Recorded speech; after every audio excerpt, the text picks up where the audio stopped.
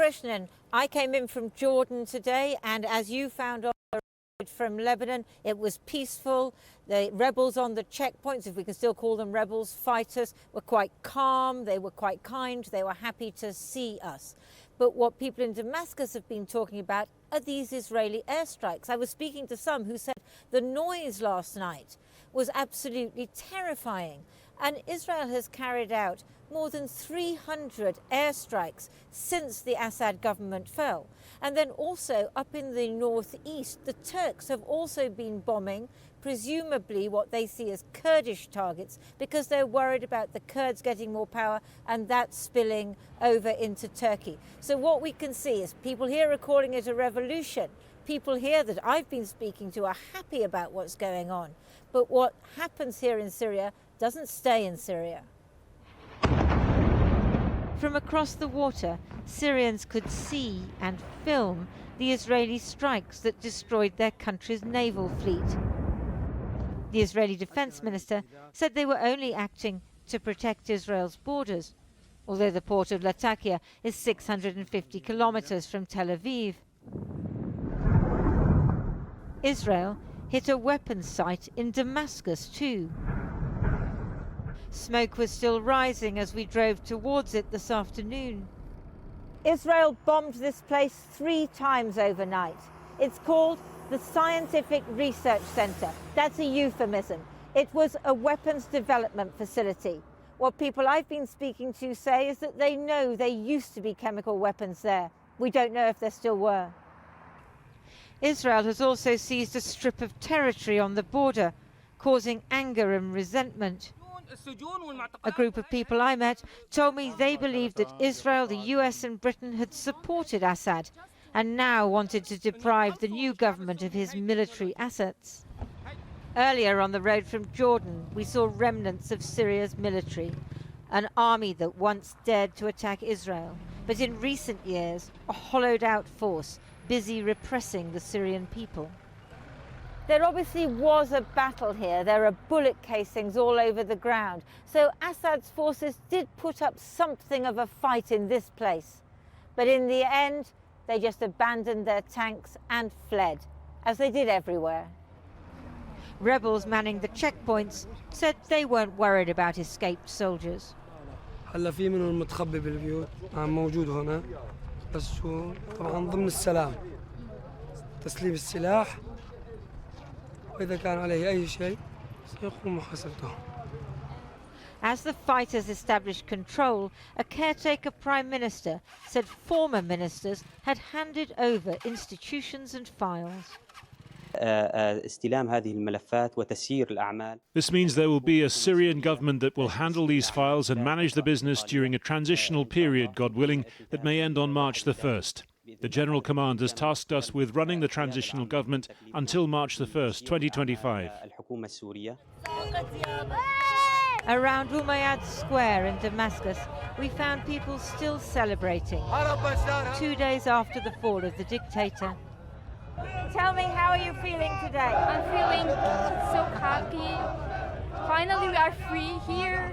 I'm very happy. We are all happy. We are proud that Syria is free right now. And do you think that you will stay free? I hope we're gonna stay free.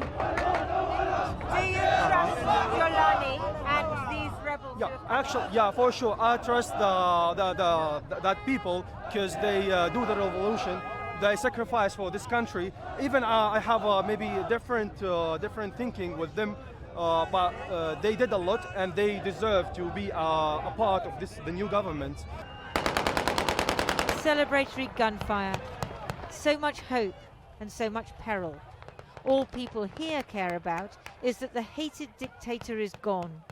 But Turkey, like Israel, has been bombing where it sees a threat.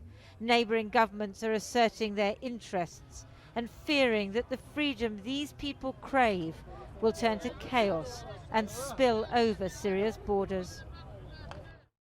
Now, the man behind the fall of Assad's regime and the kingmaker of all that happens next is the Syrian rebel leader Abu Muhammad al-Julani. So how did he get here? In 2003, a 21-year-old Julani, radicalized by the Palestinian Intifada and the 9/11 attacks, went to fight against the US-led occupation of Iraq. In 2006, now fighting with al-Qaeda, he was captured and imprisoned by US forces. Released in 2011, he crossed back into Syria to lead an offshoot of the Islamic State of Iraq. 2 years later, he pledged allegiance of his al-Nusra Front fighters to al-Qaeda. But by 2016, he had split with al-Qaeda, beginning a process of consolidation of power over a group that he would rebrand Hayat Tahrir al-Sham. HTS took control of northern Idlib in 2019, since when Julani has attempted to show moderation towards minorities, whilst also overseeing spasms of repression against dissidents. It is very much the moderate, changed Julani who is now to the fore. Official HTS language even dropping his jihadi nom de guerre for his birth name, Ahmed al-Sharaa. Well, joining me now is Fuad Said Issa. He's a Syrian activist and founder of Violet, an organisation which supports human rights and refugees in Syria. I mean, first of all, how are you feeling tonight? What state is this country in? It's a big shock for every Syrian here, but we're so happy that we're in the first days without Assad here. And the Syrians are happy everywhere, like we're feeling that from the people. For me also personally, it's my first time until 2011 to be able to be here in Damascus. Then that's a great feeling.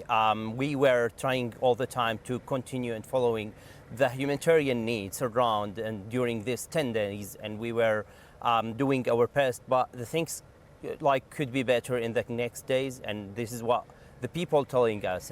I mean, there is an extraordinary atmosphere here. I mean, no soldiers, no checkpoints, no instruments of the state. I mean, people are ignoring traffic lights, which is sort of an indication of sort of the mood people are in. Do you trust it? I mean, we were shocked. All of us are not believing what's happening, how you can drive your car from here to Idlib and going back to Daraa and going all through Syria without any checkpoints, without any soldiers. And how is it like the freedom here, and how is everyone telling the stories, speaking? We don't understand what's happened and how it could be in the future, but the people have a very great hopes for the future. Now you as Violet, as a humanitarian organisation, you have a lot of experience of working with these people in HTS. Yeah. So, I mean, tell us about them in terms of how trustworthy, how competent, how moderate they are.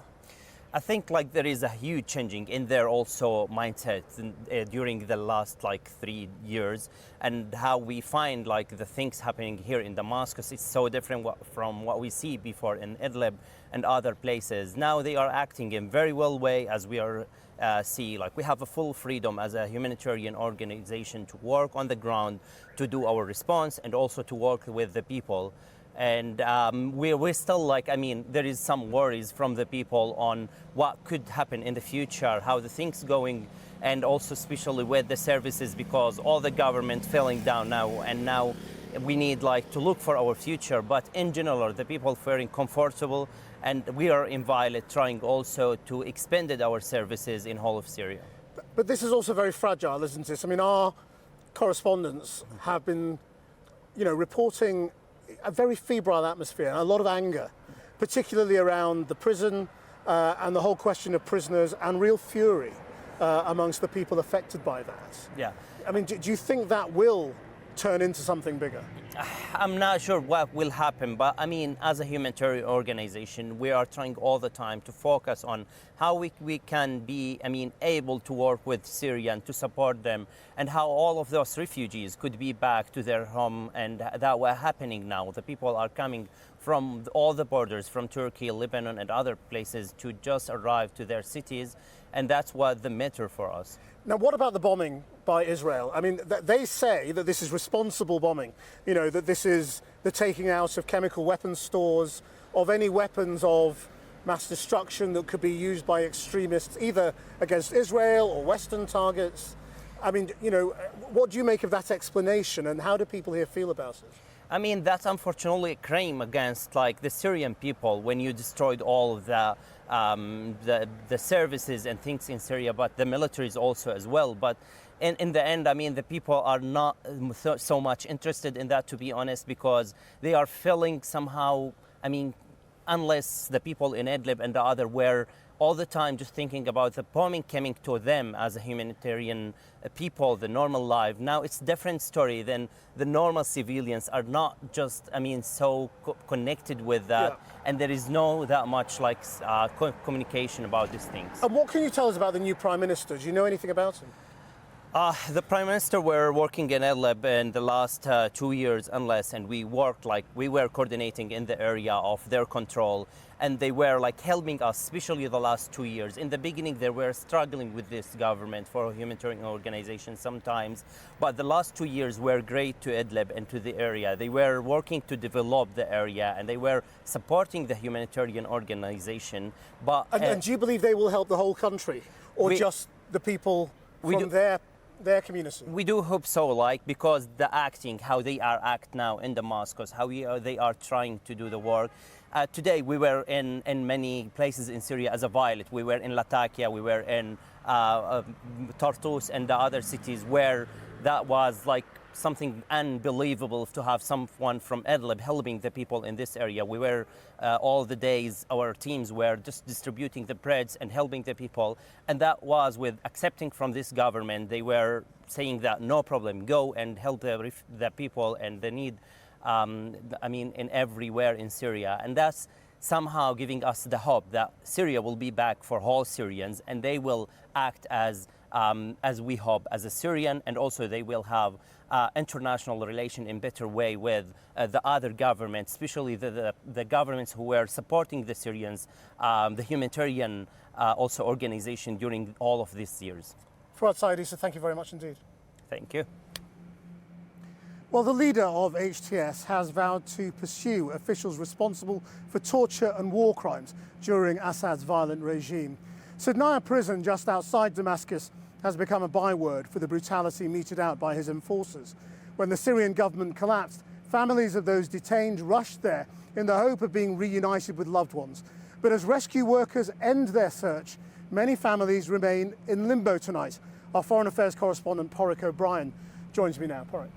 Krish, we arrived in Damascus yesterday, went more or less straight to Saydnaya. We returned there this morning and spent most of the day there. I have to say, I've never seen or heard anything like it in my journalistic career. It's an enormous complex. It's over about 10 stories, at one point 11,000 prisoners inside, many of them from the opposition. It was a torture and execution centre. It was a termination camp, basically, but one that just closed the day before yesterday. I should warn viewers that, as you'd expect, there are graphic descriptions of torture in our report. A new dawn over Damascus, framed by the smoke from another Israeli strike. Assad's weapons facilities hit so militants don't get their hands on what's inside. This morning, en route to one of the world's most infamous prisons, we stop at this square in Damascus. The preamble to the hope of normality's return: sweep up the cartridges, tiptoe on tank turrets. But all of this belies the anger and the pain. Much of it produced in Saydnaya prison, Syria's trauma factory. ذنبهم انه طالبوا بالحريه هذا كان ثمنه بعده كله اثار دم. 60 people from this man's neighborhood in Idlib were taken here. They all disappeared. He shows us nooses he's found in the cells, rope stained red with blood. This woman's 3 sons taken here from Dara at the beginning of the Syrian uprising 12 years ago. She hasn't seen them since. بدنا نعرف وينه الميت، يعني نعرفه خلص مات بسبيل الله، والطيب نشوفه ترد روحنا علينا. أنا قاعد أموت، أنا من قبل الحج أموت، والحد العالم طلعت كلها وأنا ما طلعها. دخيلك يا الله ارحمني. Thousands have died and gone missing inside these walls since 2011. The torture and the murder is well documented. But being inside is different. And being brought in by a mother looking for her 3 sons is something else entirely. She brings us to the giant iron press. She and others told us it was used to compact the bodies of the executed for easier disposal. عم يعدموا هون ويكبسوا هون. هلا شو هذا الموجود هون؟ مكبس. مكبس عالم. مكبس بشري. This grotesque machine, again, well documented. We spent the best part of 2 days here, saw and heard accounts of unspeakable things. But some of the worst were the hundreds of calculated humiliations administered to every person every day. Muhammad was tortured here for 6 years, set free 2 days ago. But it's the smaller things he remembers. يفوتوا لنا شاي مثلا، يفوتوا لنا بالشاي الجاط هالقد فيه، كبوا لنا اياه بالارض. نحن الشاي شلون نلاقيه؟ طب بدنا نشرب، نحن بدنا شيء حلو يعني لجسمنا. نجيب اسفنجل نعصر بالاسفنجل ونعصر بالكاسات البلاستيك اللي عندنا. Then the guards would stand there laughing at them. In front of the prison, a huge crowd gathered, and they were angry. It was directed at the Alawite community, from where much of Assad's support came from. The Sunni Hayat Tahrir al-Sham spearheaded his downfall, but how will they deal with the possibility of sectarian violence? So we were here yesterday and the atmosphere has really changed here today. There is a real sense of anger in the air. This could be HDS's one of their first priorities, one of their first challenges. People here are much angrier. The man you've just heard on the truck had a list of 50 officers that used to work in this prison. He says if they do not get justice soon, they will go into those Alawite communities along the coast and they will seek their own sort of revenge. All day long, people pored over discarded lists of prisoners and of executions, looking for clues of loved ones' whereabouts, told us stories of extreme torture. But perhaps the most poignant testimonies, mothers and fathers listing the names of their missing ones. حسام زين الدين. معتقل ياسر محمد خير المظلوم واسماعيل محمد خير المظلوم وبشار دولة. محمد الأحمد نضال أبو عساف محمد عباس حسين إبراهيم أكرم مرعي. Praying that the people named would somehow hear this roll call. Well, the UN has urged Israel to stop its airstrikes on Syria, saying it could impede the country's transition to peace and stability. But Israel's Prime Minister insisted tonight that it was essential to stop weapons falling into the hands of jihadists. Earlier, Benjamin Netanyahu appeared in court. His argument that he has a war to run, failing to prevent his trial on corruption charges from going ahead. Here's Jonathan Rugman.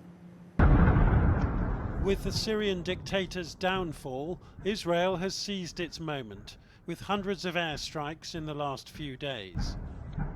Their aim is to destroy Syrian helicopters and jets, to prevent the rebels who've taken over from arming themselves. Among the targets, the port of Latakia on the Mediterranean, quickly vacated by the Russian Navy last week, but Syria's own fleet still a sitting duck for the Israeli Air Force.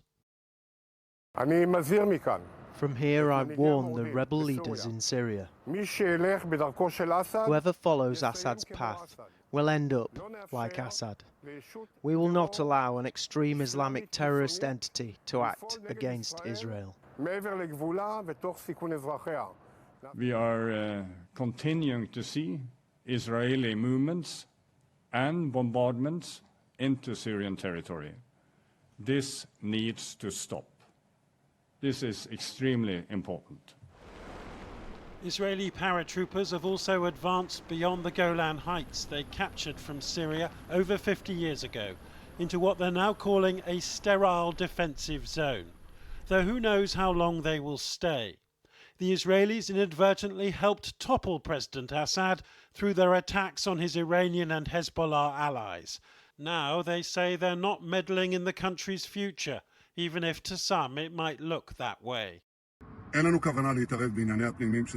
We have no intention of interfering in Syria's internal affairs. However, we do intend to do what is necessary for our security. But Mr. Netanyahu is under siege himself. Earlier, he appeared in a cramped courtroom in Tel Aviv. His trial now moved underground for his own safety. In the state of Israel versus its own prime minister, charged with bribery and fraud. His line of defense, I'm running a country, I'm running a war.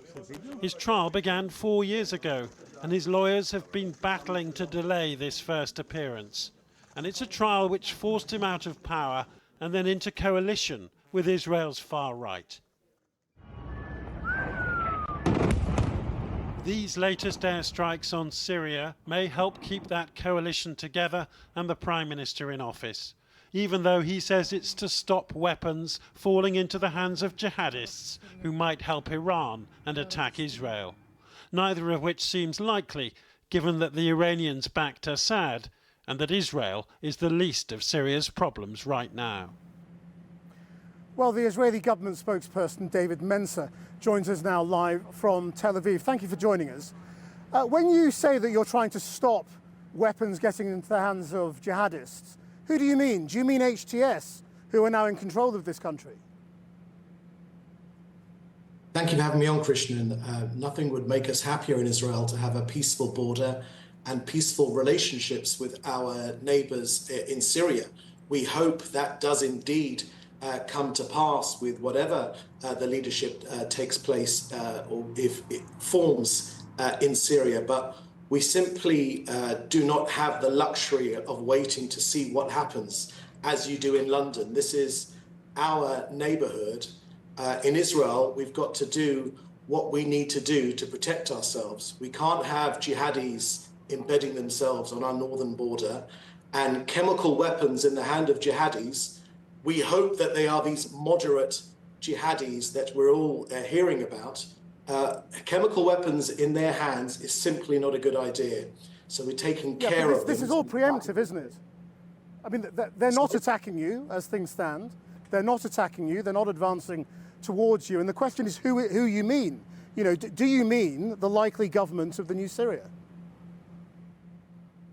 We mean that anyone that means to attack us. We've got our eyes wide open here. I'll say again that we very much hope that there is a new beginning for Syria. No one can have been helped but been moved by how the Syrian people have shaken off this dictator. 500,000 people Assad is responsible for. We're all moved at them shaking off the dictatorship. But chemical weapons and fighter aircraft in the hands of jihadis, the same jihadis that evolved from ISIS, the same jihadis that evolved from Islamic State and Daesh, is simply not a good idea. The US has taken action in the last days or so against ISIS, and we are as well, because these weapons falling into the hands of jihadis is simply not a good idea. Well, I mean, you're still being a bit vague about who you mean precisely, but I mean, why are you attacking the Syrian Navy, for example? There's no question of naval warships being in the hands of ISIS. You know, that is precisely the kind of attack that the UN means when it says you are destabilizing this very fragile situation. Again, in London, you have the luxury to wait and see what happens. We simply don't have that luxury here in Israel. These are jihadists. Okay, so Israel instructed... No, but why are you attacking the Navy? There are no jihadists taking over the Navy.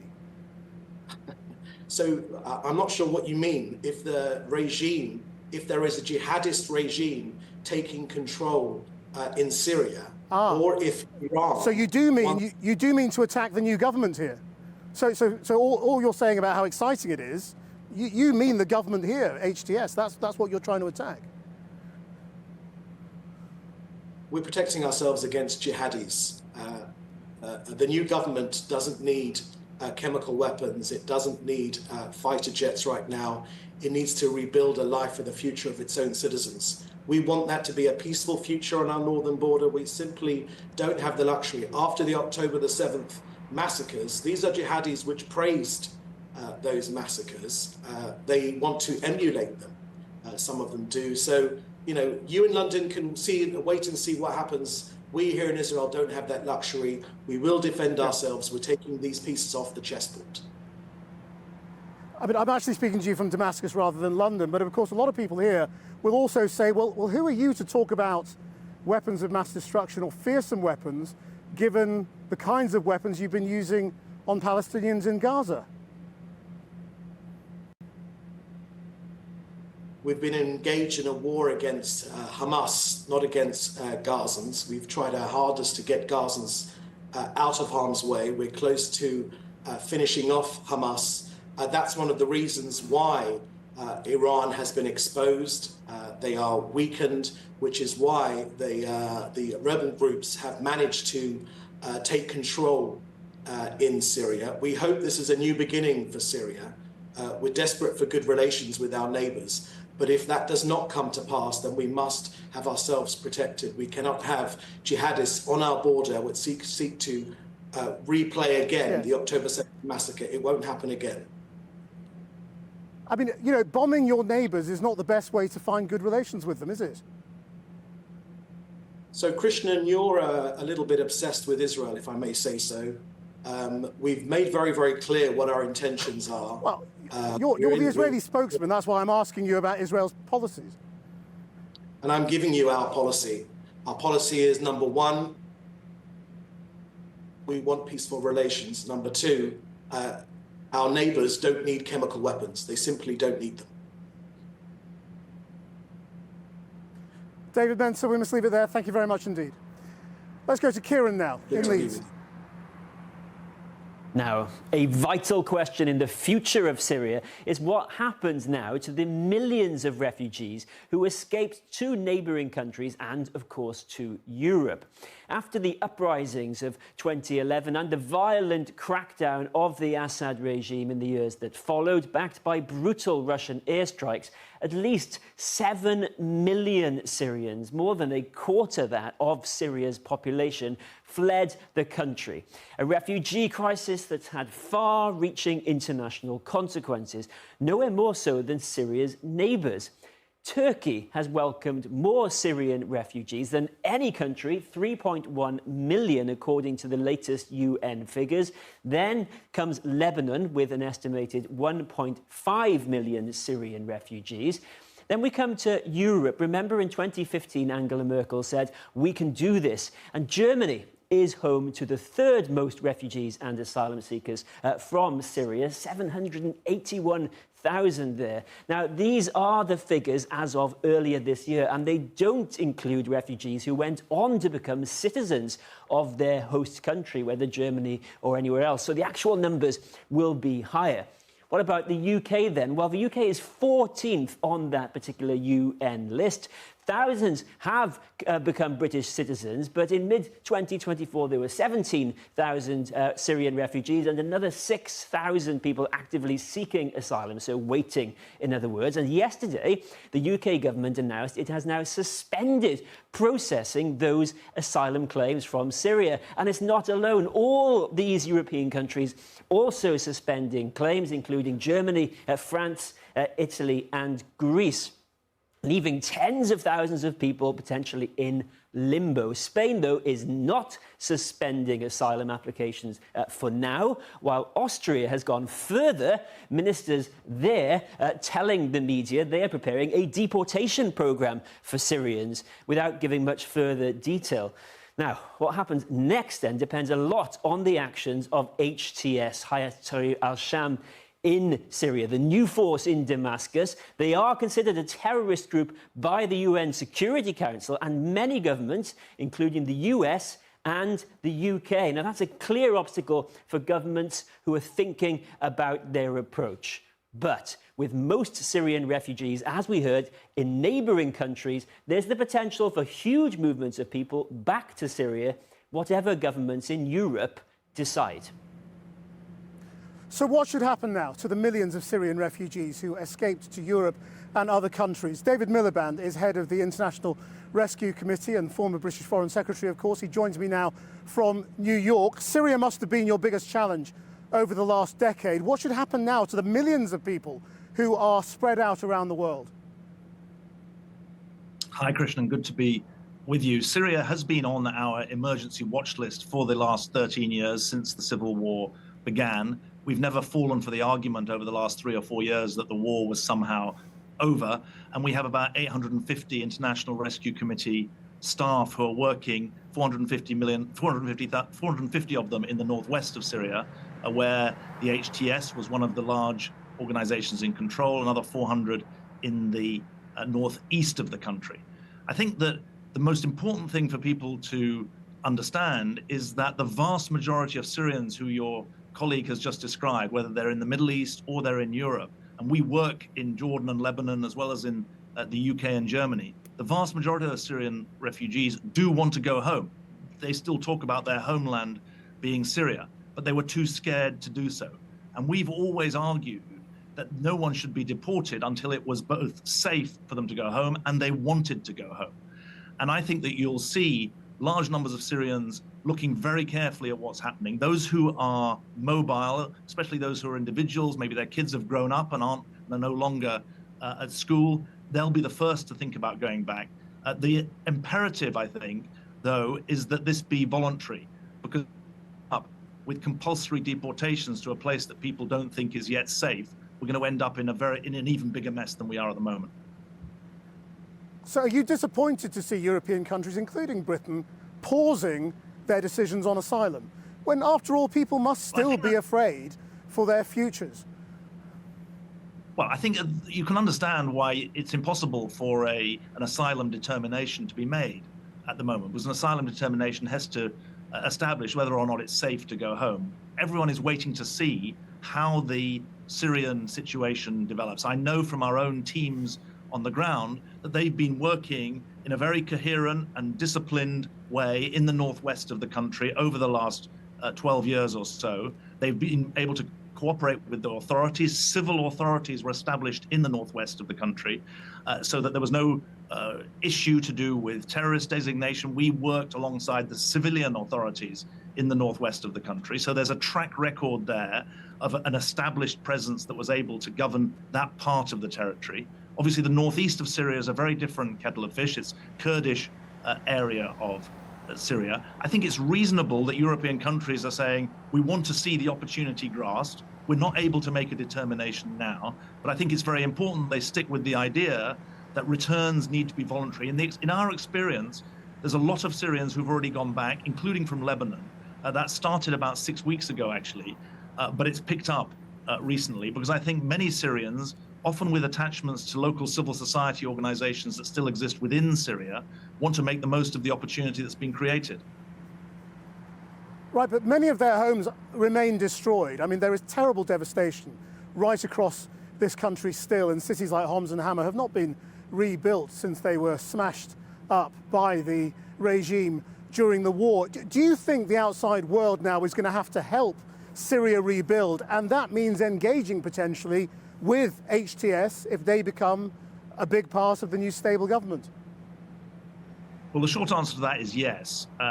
I'm sure that there has to be an international effort around the rebuilding of Syria, although I would say that in contrast to the situation before the COVID pandemic, before the pandemic, the European Union and the UK actually had committed to help with the reconstruction of Syria. Now, with the invasion of Ukraine, the issues there with the recovery from the pandemic, I think it's much more sensible to look towards the Gulf as the area that will be sponsoring the rebuilding of Syria. On the wider question of governance, I think that the facts on the ground are that the HTS are in control. And that means that engagement in the end is going to have to be essential, because our experience as a humanitarian agency around the world, whether it be in Afghanistan, whether it be in East Africa, in the end, if you want to reach the people, you have to engage with the government. David Miliband, thank you very much.